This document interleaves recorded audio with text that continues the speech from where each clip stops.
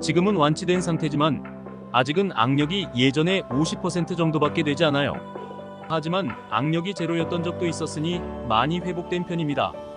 지금 이 이야기를 하는 사람은 일본의 보디빌더 와타나베 카즈야 씨입니다. 이렇게 근력이 현격하게 감소하게 된 와타나베 씨의 이야기를 들어봅시다. 길랑발의 증후군은 일반적으로 식중독이 원인이 되어 말초신경에 장애가 생기는 병입니다. 저의 경우는 캄필로박터라는 바이러스로 식중독을 일으켰고 면역체계가 바이러스를 공격해줬지만 바이러스 외에도 말초신경까지 계속 공격해 결국 걷지 못하게 되었습니다. 식중독 증상이 나타나기 시작한 것은 2023년 11월경으로 하루에 10번 정도 화장실에 가는 상태가 되었고 일주일 후 복부의 증상이 나아지자 이번에는 서서히 근력 저하를 느끼기 시작했습니다. 하지만 10월에 보디빌딩 대회가 끝난 지 얼마 되지 않았기 때문에 피로 때문이겠지. 언젠가는 나아지겠지라고 생각했습니다. 그런데 일주일이 지나자 일상생활에 지장이 있을 정도로 악화되었습니다. 어떻게든 퍼스널 트레이너 일을 계속하고 있었는데 어느 날 오전 일을 마치고 돌아오는 길에 갑자기 일어설 수 없게 되었어요. 야외 벤치에 앉아 움직일 수 없게 되었어요. 어찌할 바를 몰라 인스타그램 스토리에 다음과 같이 상황을 올려 도움을 요청했습니다. 갑자기 일어서지 못하고 손도 움직일 수 없고 스마트폰도 제대로 치지 못해요. 병원에 가려고 해도 어느 과에 가야 할지 모르겠어요. 누가 좀 알려주실 수 있나요? 그러자 평소 다니던 한의원 선생님으로부터 아마도 기립불능증일 수 있으니 당장 구급차나 택시를 불러 병원으로 가라는 답변이 왔습니다. 서둘러 택시를 타고 근처 병원으로 갔습니다. 의사와의 문진에서 지난 일주일 정도 식중독 증상이 있었나요? 라고 질문을 받았습니다. 예라고 대답하자 다음 순서로 무릎의 조건 반사를 검사했습니다. 무릎을 나무젓가락 등으로 가볍게 두드리면 정상이라면 다리가 삐걱거리며 올라가는데 무반응이었습니다. 분명히 길랑발의 증후군입니다. 지금 당장 입원하셔야겠습니다. 아프지도 않고 힘들지도 않고 그냥 움직일 수 없는데 입원을? 이라고 생각했지만 대학병원을 소개받아 바로 입원했습니다. 이 병은 심해지면 호흡 근육까지 영향을 미쳐 호흡곤란이 올 수 있다고 합니다. 게다가 의사는 30%의 확률로 후유증이 남는다고 하더군요. 사람에 따라서는 휠체어 생활, 평생 마비가 지속될 수도 있다고 합니다.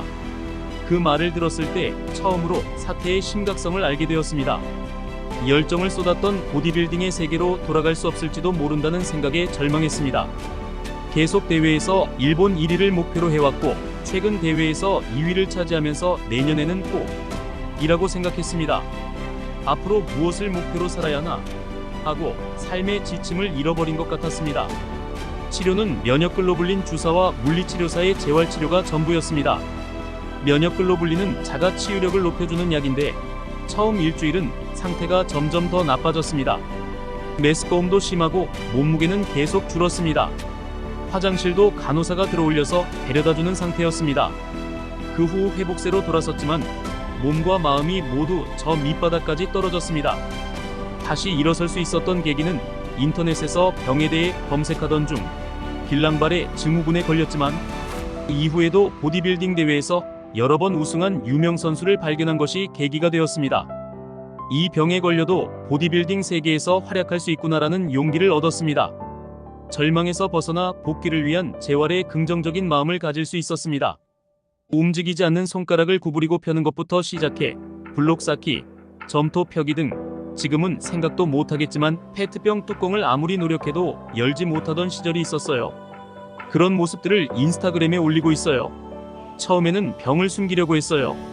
하지만 제가 같은 병을 앓고 있는 분들의 영상을 보고 큰 용기를 얻었듯이 제 상태를 알리는 것이 누군가에게 도움이 될 수 있을 거라 생각했어요. 실제로 420만 회 재생이라는 반향을 일으켰고 1년 동안 입원했다가 겨우 휠체어에 앉게 되었다는 같은 병을 앓고 있는 사람으로부터 와타나베 씨를 보고 열심히 해야겠다고 생각했다는 댓글을 받기도 하고 회사를 그만두려고 했던 사람이 다시 생각하게 되기도 했습니다라는 DM도 받았습니다. 그것이 또 하나의 힘이 되었습니다. 3주간의 입원으로 일상생활에 지장이 없을 정도로 회복되었습니다. 그런데 퇴원 후 일주일 후 헬스장에 갔더니 덤벨을 들 수 없어서 깜짝 놀랐습니다. 제대로 쥘 수가 없었어요. 이제부터 어떻게 해야 하나라는 생각이 들었어요. 그래도 나름대로 노력해서 지금은 병에 걸리기 전과 비슷한 수준까지 올라왔어요. 오히려 이전보다 더 좋아졌을지도 모르겠습니다. 왜냐하면 병을 앓으면서 그동안 깊게 다루지 못했던 부분, 근본적인 신체 조작 능력 향상에 초점을 맞춰 훈련하게 되었기 때문입니다.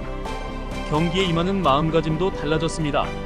자신의 약점을 알게 되면서 인간적인 매력도 더해진 것 같아요. 병을 앓고 나서 여러 가지를 배울 수 있는 소중한 경험을 했다고 생각합니다. 와타나베 씨는 다행히 치료가 되었지만 만약 식중독 후 근력 감소가 나타난다면 여러분은 바로 병원에 가서 반드시 진료를 받기를 바랍니다. 오늘도 시청해주셔서 감사드리며 구독과 좋아요는 제작에 큰 힘이 됩니다.